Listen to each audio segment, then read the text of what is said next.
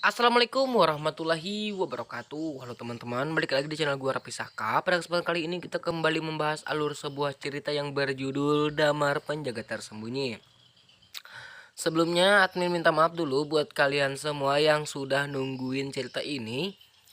Ya, langsung saja kita mulai. Apa? Ayo, lakukan bersama. Aku tidak takut, bahkan jika kamu naik bersama, kata Damar acuh-acuh. Tiba-tiba mengangkat tangannya dan menamparkan ke kerumunan yang bergegas. Suara mendesing tubuh Subiru menghantam kerumunan seperti bola meriam, merobohkan sekelompok murid dalam sekejap. Banyak murid dihancurkan sampai mati dan beberapa bahkan pingsan di tempat. Tempat itu berantakan. Apa? Yuan Lanyi terkejut, hati Bai Hao di sini benar-benar bodoh. Ini adalah Subiru, salah satu dari 4 pahlawan sushi Susaku Subiru. Sebenarnya dia adalah sebuah kegagalan. Dia tampak pucat dan menatap Damar. Dan untuk beberapa alasan seluruh tubuh bergetar sedikit. Dalam pikiran saya mengingat adegan sebelumnya di kuil Changseng. Dan mata masih bersemangat tinggi dipenuhi dengan ketakutan lagi. Bagaimana ini bisa terjadi? Kekuatan Damar ini tampaknya lebih kuat dari sebelumnya. Kenapa? Kenapa? Hati Bai Hao bergetar dan dia tidak bisa menemukan Bai. Adapun Wei Shenjian itu benar-benar membatu. Damar begitu kuat, gumamnya. Otaknya sedikit panas. Wei Shenjian sangat menyadari kekuatan Suzaku Subiru. Menurutnya meskipun Damar lebih kuat dari dirinya sendiri, dia tidak cukup lebih bersaing dengan Subiru. Tapi sekarang Damar tidak hanya mengalahkan Subiru, tapi juga dengan cara yang menghancurkan. Bagaimana? Mungkinkah kekuatan Damar ini berbeda di atas 4 orang suci? Wei Shenjian merasa luar biasa, tetapi setelah mengatakan itu, orang-orang itu memandang memenuhi syarat untuk menjadi tuannya sendiri. Tetapi dia jelas tidak memenuhi syarat untuk dibandingkan dengan pembangkit tenaga listrik Suan Tian yang sebenarnya. Adegan itu berantakan, beberapa murid mencoba melawan, tapi mereka tidak dapat menangkap gerakan Damar, dan mereka semua dipukuli hingga jatuh ke tanah. Sial, mengerikan, aku bersumpah akan membunuhmu. Subiru meraung dan bangkit, wajahnya berlumuran darah dan rambutnya acak-acakan. Dia tidak lagi memiliki sikap sebagai kakak perempuan sebelumnya dan sekarang dia bahkan lebih menakutkan seperti hantu. Sambil membawa pedang lembut dia menyerang lagi meskipun lengannya terluka. Dia juga mencari menakut dengan putus asa, cahaya pedang yang menakutkan berdesir seolah-olah dia ingin merobek semuanya. Pergi ke neraka, Subiru meraung menatap leher Damar dan menebas pedang lembut itu dengan keras suara. Pedang lembut itu mengeluarkan suara fengming lagi. Seluruh pedang berwarna merah menyala dan panas melekat padanya. Seperti pedang matahari yang terik menyerang dan menebas. Dengan pedang ini Subiru melakukan yang terbaik. Dia ingin membagi Damar menjadi 2 bagian. Panggilan pedang lembut itu jatuh cepat kilat. Ketika bilanya ditebas, Damar tidak siap dalam pandangan Subiru.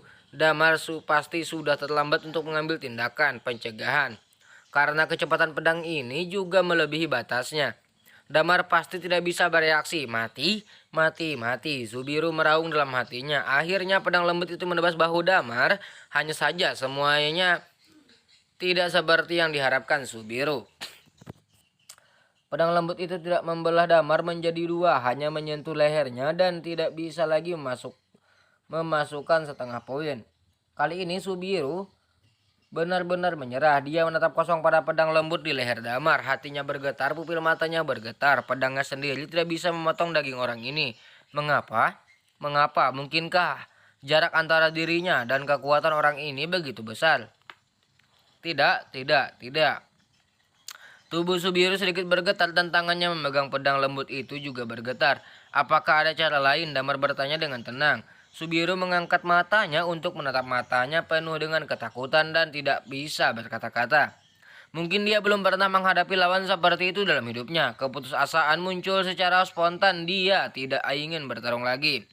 Sepertinya kamu tidak punya apa-apa untuk dikatakan. Karena itu masalahnya aku seharusnya membunuhmu sebagai hal yang biasakan. Tidak, seru Subiru cemas.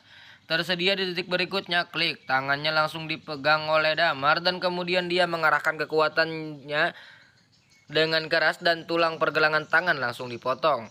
Subiru membuat suara yang menyedihkan. Damar melemparkannya, tiba-tiba suara mendesing.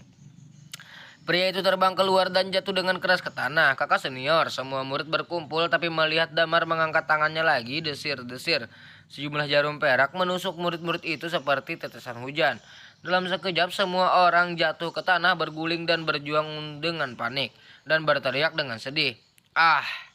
Semua orang dengan panik menggaruk tubuh mereka, meneteskan darah dan mereka sangat berhati-hati. Yuan lainnya takut dan buang air kecil di tempat. Bai Hao duduk merosot di kursi seolah-olah dia telah kehilangan jiwanya. Mungkinkah ini aku puntur ajaib dari Chang Seng Tiang Gong, gumam Wei Senjian.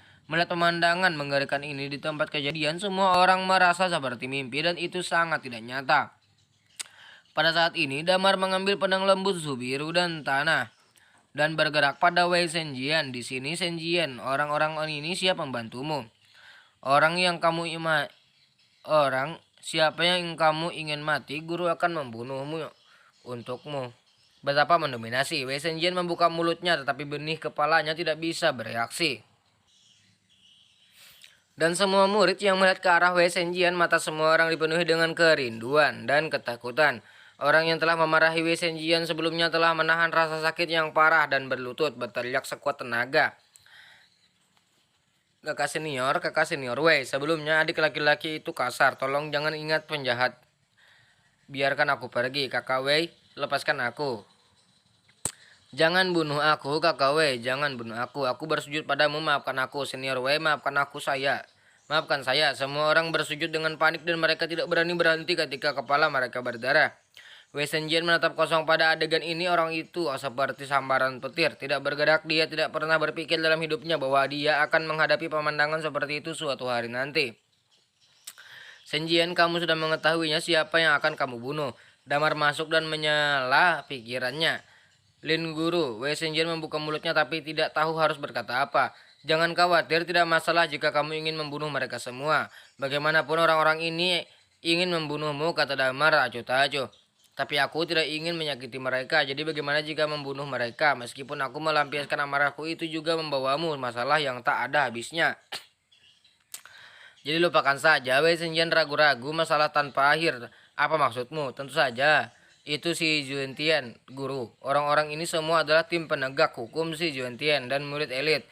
Jika sesuatu terjadi pada mereka, Ji Juentian pasti akan terguncang dan dia akan dimintai pertanggungjawaban.